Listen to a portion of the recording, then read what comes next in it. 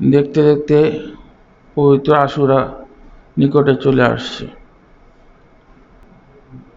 আশুরা উপলক্ষে ঘরে ঘরে আপনারা মিলাদ দেন।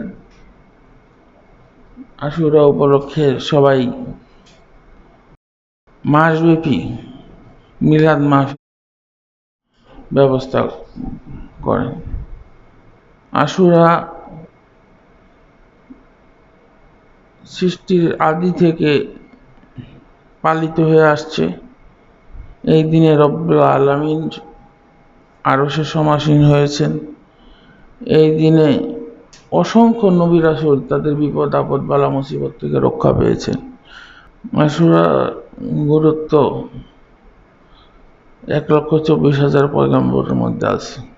আদম আলাইহিস সালাম বেহেশত থেকে বিতাড়িত হয়ে 360 বছর কান্নাকাটির পর যেদিন ক্ষমা পেয়ে পরিবারকে ফেরত পেয়েছেন, সেদিনটা ছিল ইয়াউমে আশুরা। নূহ নবী কিস্তি যেদিন যদি পাহাড়ে থামে, সেদিন ছিল আশুরা। ইউনূস নবী মাছের পেট থেকে বের হয়ে সুস্থতা লাভ করেন যেদিন, সেদিন ছিল ইয়াউমে আশুরা। এইভাবে 1,24,000 পয়গম্বর বিভিন্ন জন বিভিন্ন বড় বড় বিপদ থেকে মুক্তি পেয়েছেন ইয়াউমে আশুরাতে। রাসূল সাল্লাল্লাহু আলাইহি সাল্লামের প্রাণপ্রিয় দৌহিত্র ইমাম হোসেন কারবালার ময়দানে শাহাদাত বরণ করেছেন সপরিবারে। ইমাম হোসেন প্রমাণ করেছেন জীবনের চেয়ে ইমানের মূল্য বেশি। এই কঠিন সত্য কথাটা তিনি প্রমাণ করে দিয়ে গেছেন। এটার মাহাত্ম্য হচ্ছে, তিনি আসলে প্রাণে বাঁচতে চান নাই। তিনি যদি প্রাণে বাঁচতে চাইতেন তাহলে বেঁচে যাইতেন। খাজা মঈনুদ্দিন চিশতি বলছে, আমি যদি আনার সাগরকে এক ঘটি পানির ভিতরে আনতে পারি, ইমাম হুসাইনের লাঠির আঘাতে বন্যা হয়ে যেত আশুরার দিন। বুঝেন নাই? আমি যে হুসাইনের পদধূলার সমতুল্য না বলে মনে করি, সে আমি যদি আনার সাগরকে এক ঘটি পানির মধ্যে আনতে পারি, তাহলে ইমাম হোসেন যদি চাইতেন তাহলে ওই ওনার লাঠির আঘাতে ফোরাত নদীতে বন্যা হয়ে যেত।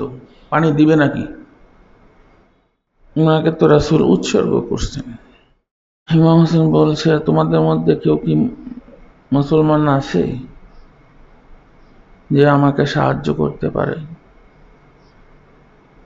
সেদিন সাহায্য করার লোক ছিল না।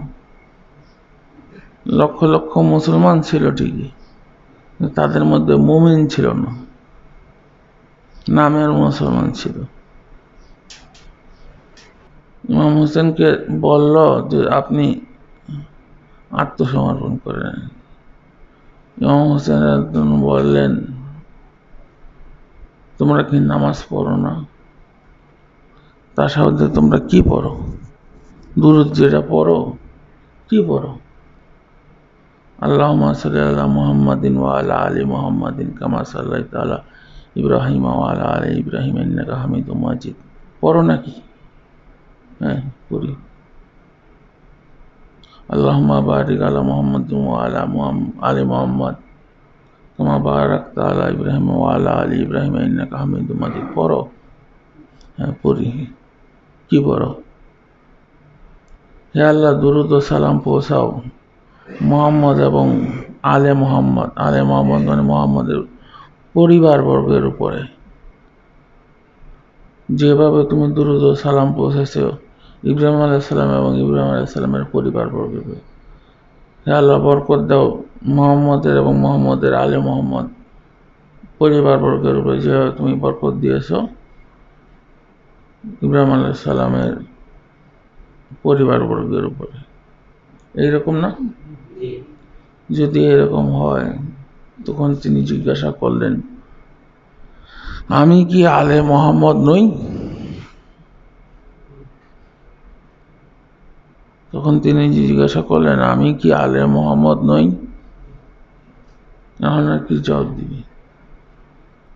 হাদিসে রাসূল সাল্লাল্লাহু আলাইহি ওয়াসাল্লাম বলছেন, তারাকতু ফিকুম আমরাইন লান তাদিল্লু কিতাবাল্লাহি ওয়া ইত্রাতি আহলে বাইত, যে তোমাদের মাঝে দুইটা জিনিস রেখে গেলাম, তোমরা কখনো পথভ্রষ্ট হবে না, আল্লাহর কুরআন এবং আমার আহলে বাইত।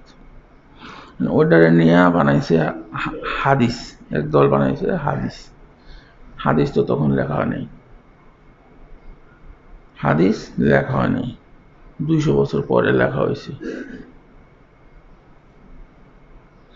কোরআন হাদিস পড়ে তো গিয়া ইমাম হোসেনরে হত্যা করছে নাকি?